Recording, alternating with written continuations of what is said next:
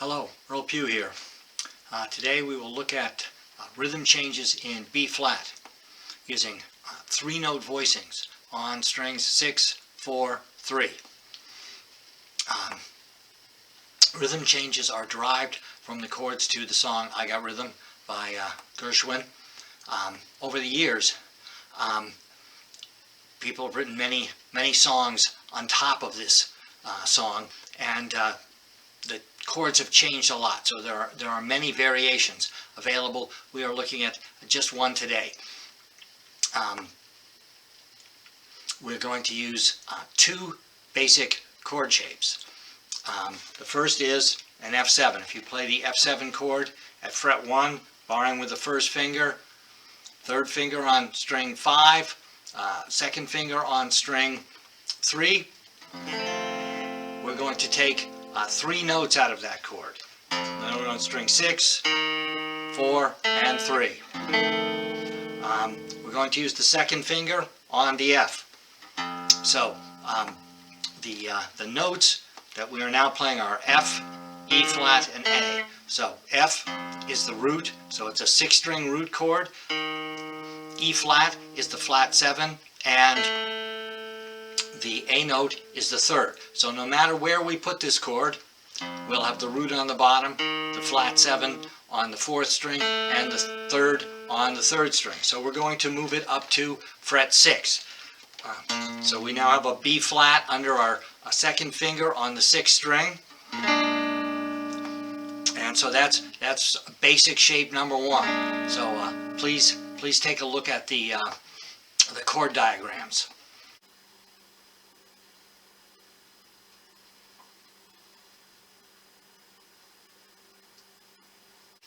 So if we take this shape and we move one note around, we can get 3 related shapes. So we're going to first look at the flatted 7 on string 4. If we lower it 1 fret, we will have a 6. So if we play, we've now got the second finger on the 6th string, the first finger on the 4th string, and the 4th finger on the 3rd string. Here it's frets 5, 6, 7.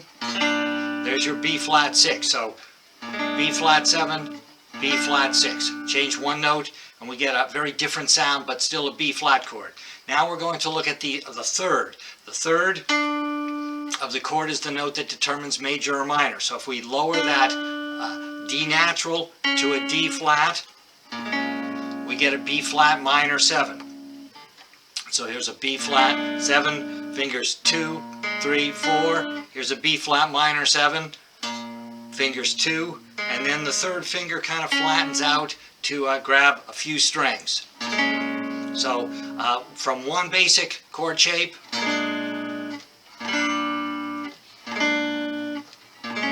we can get 3 variations, and we didn't have to move our second finger. It stayed on the 6-string root.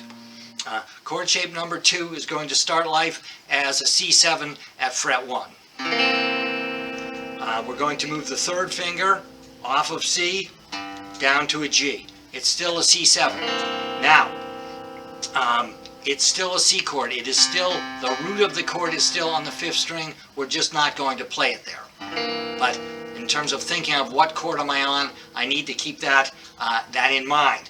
So now I'm going to refinger this chord. I'm going to take the notes on strings 6, 4, and 3. And I'm going to put the second finger on the 6th string, the first finger on the 4th string, and the third finger on the 3rd string.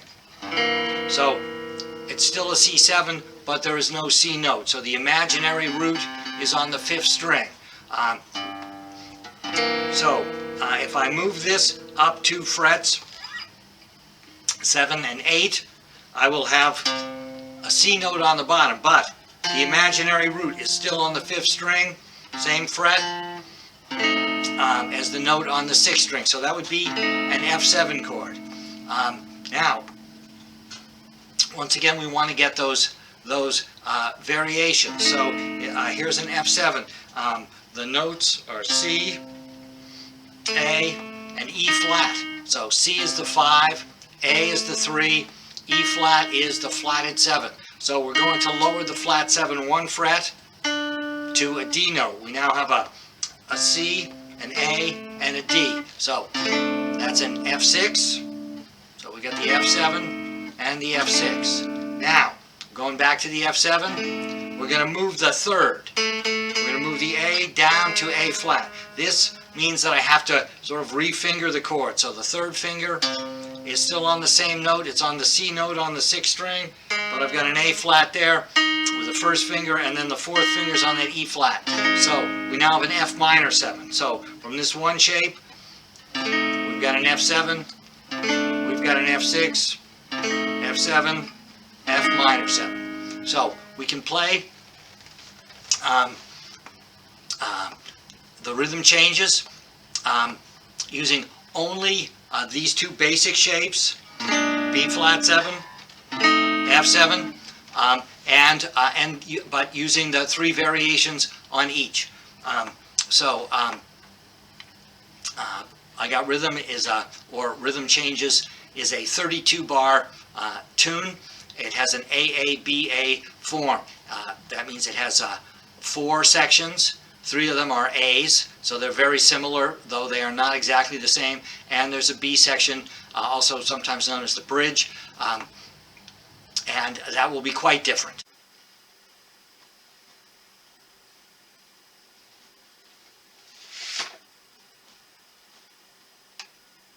In the A sections, all the sections are 8 measures long. In the A sections, we will have a B flat 6, which is a variation on shape number 1. Then we'll go to a G7. This is shape number 2. It's the F7, 2 frets higher. Then we'll go to a C minor 7. That was back to shape number 1. It's the minor 7 variation of that. Finger 2 on the root on the 6th string. Finger 3 flattened out. And then the F7. And notice when we go from the C minor 7 to the F7, we only change one note. We change the B flat down to an A. So C minor 7, F7, and then the tune will do that again.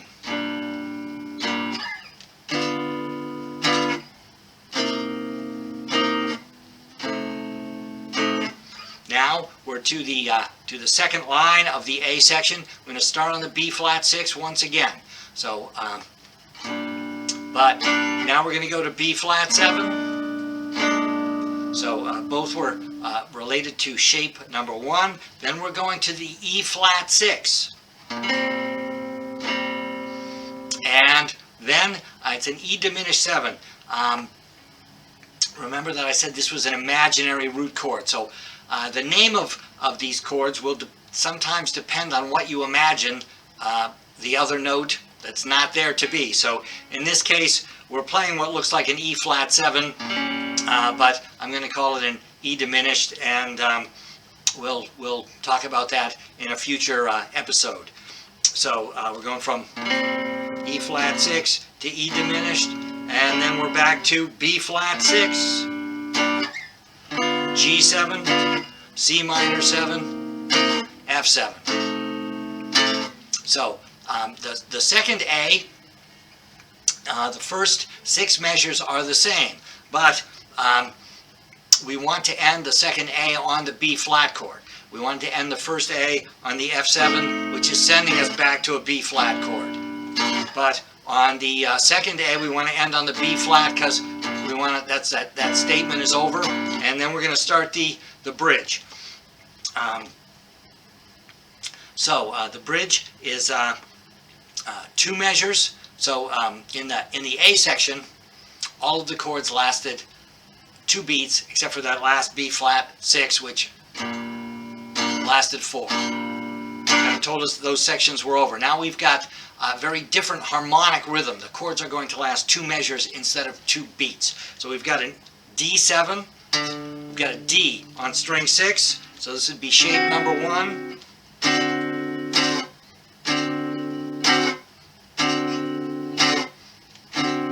Then we'll go to the G7, that's shape number 2. Notice that the second finger stayed there. Your imaginary root is on string 5.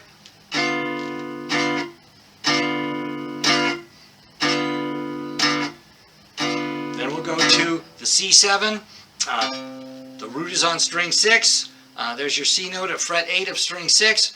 And it's shape number 1. And then we will go to the F7, which is shape number 2. And the imaginary root is on the 5th string. There's your F at fret number 8. But we're going to put the C on the bottom.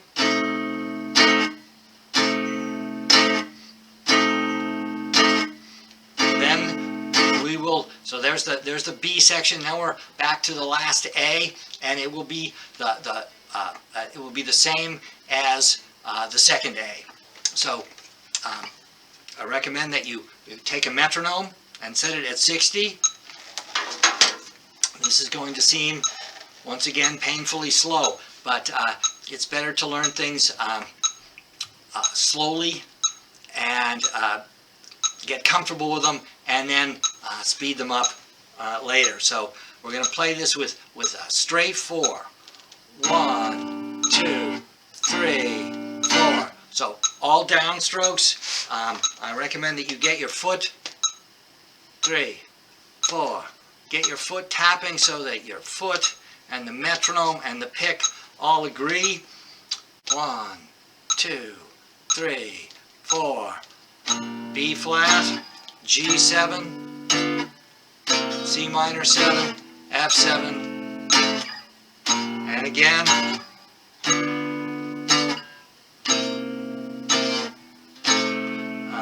Measure 5, B flat 6 to B flat 7, E flat 6 to E diminished, and now B flat 6, G7,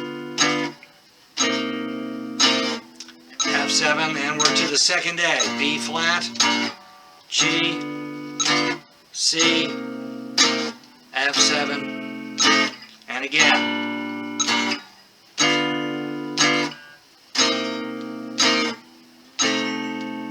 B flat 6 to B flat 7, C minor 7 to F7, to B flat 6. The B section, D7,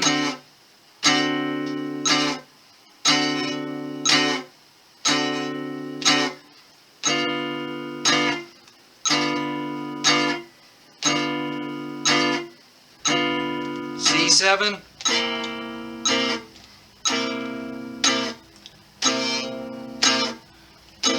F7,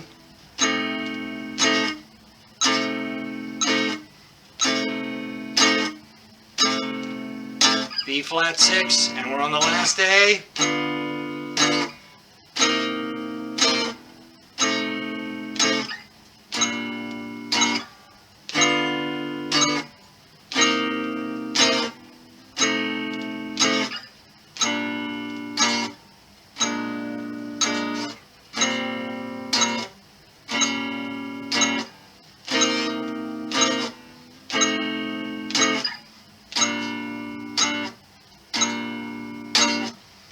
So I recommend that you get comfortable with it at a slow tempo, then speed it up a little bit at a time. Once you get up to 80, you can cut the metronome in half. And we want our foot to agree with the metronome. 1, 2, 3, 4. 1, 2, 3, 4. So the metronome is on 2 and 4, and so is your foot. And we're going to have, in this case, the pick agree with the metronome and with your foot. So we're going to go up on 1, down on 2, up on 1, down on 2, up on 1, down on 2, up on 3, down on 4. 1, 2, 3, 4.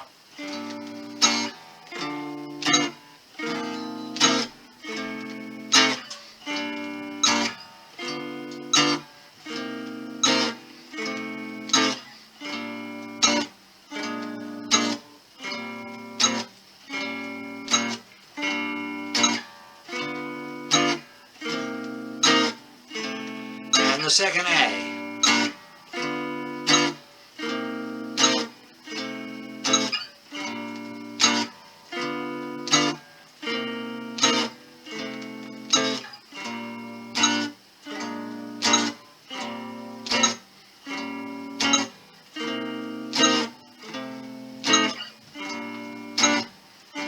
B. So that's a D7 chord, but it's the B section.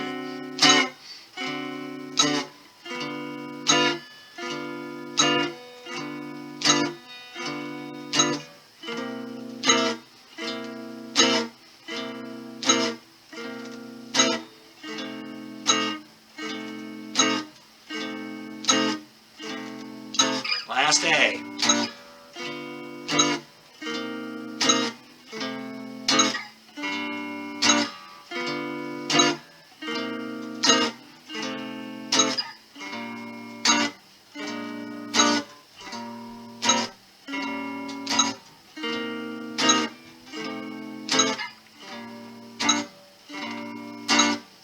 So this up on 1, down on 2 is counterintuitive to some other styles. You know, you're used to going down on the 1 and up on the 2 if it's a quicker tune. In a jazz tune, a lot of times you will not do that. You want to go up on the 1 and down on the 2. So the 2 and the 4 get the accents. They get the stronger sound. So it's important to do this with just a metronome and just kind of keep the distractions down. So just you and a metronome is really an important way to practice it, but it's not as much fun. So there's lots of backing tracks available, and it's also great if you make one yourself. 1, 2, 3, 4.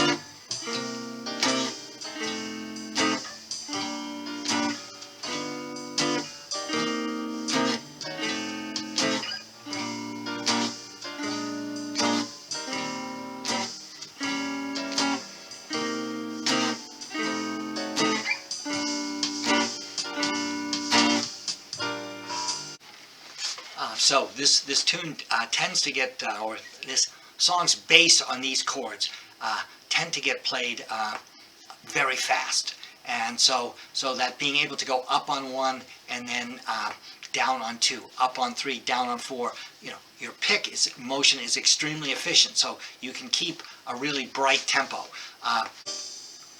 So I've got the metronome, I've got the backing track set at 200.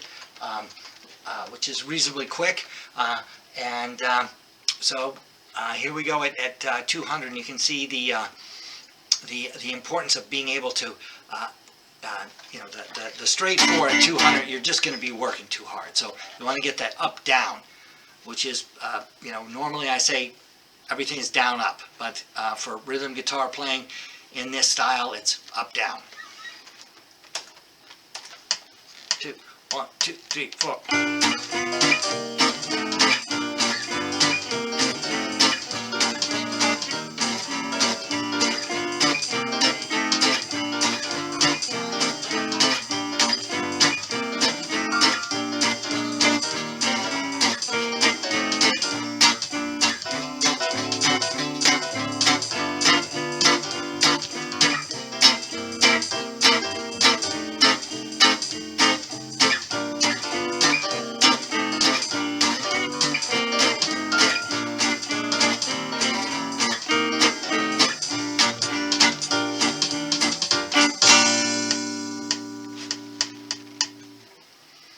So thank you for watching this video. Hope that it's given you some ideas of how to approach a song that is based on rhythm changes, and we'll take a look at another aspect of it next week. Thank you very much.